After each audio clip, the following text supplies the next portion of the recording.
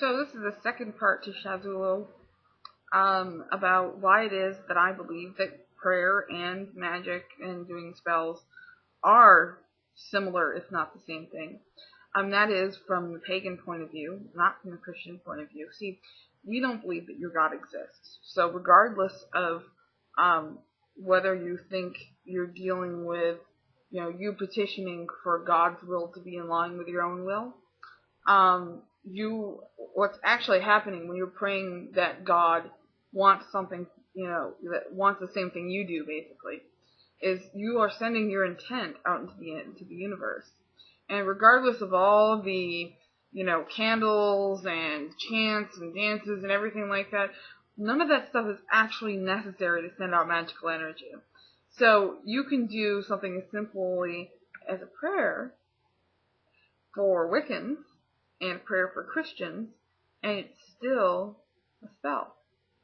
And the reason is because you're sending out energy from yourself into the universe with your own intent.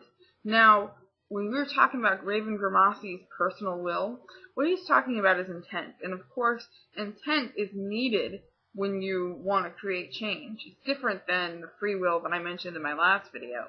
But personal will has to do with you actually wanting what it is that, you're trying to get done.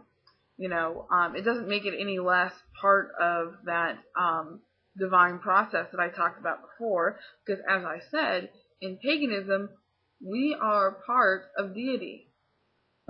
So at least in Wicca there is, and Wicca is probably the largest group of spellcasting people on the planet at this point, so I'm speaking from a Wiccan perspective.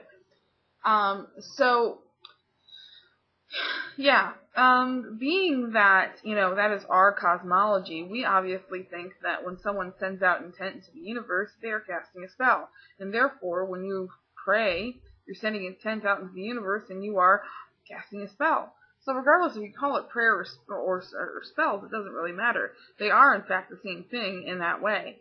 Now, if you don't think that we can create change with our own will, then we're not actually doing what you think we're doing. So, it really is the same thing, either way that you look at it. It's just that we happen to have different deities.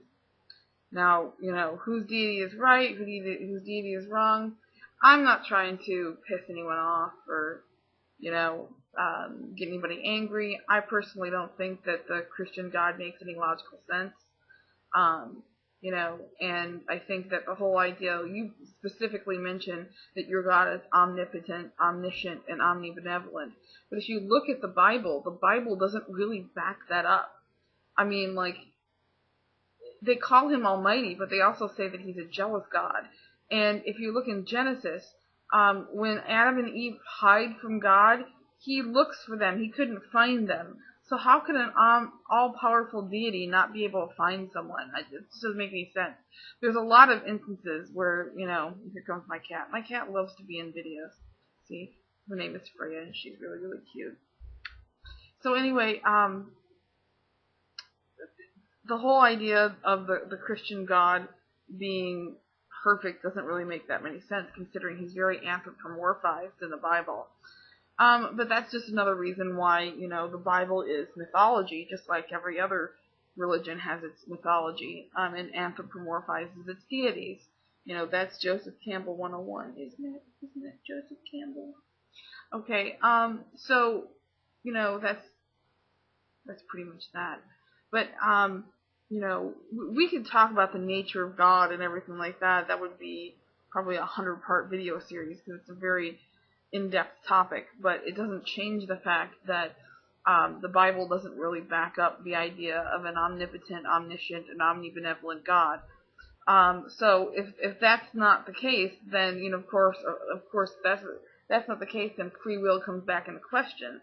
But it also brings into the whole idea of your own intent and everything like that, and therefore gets you much closer to the Christian idea of to the pagan idea of spellcasting and magic.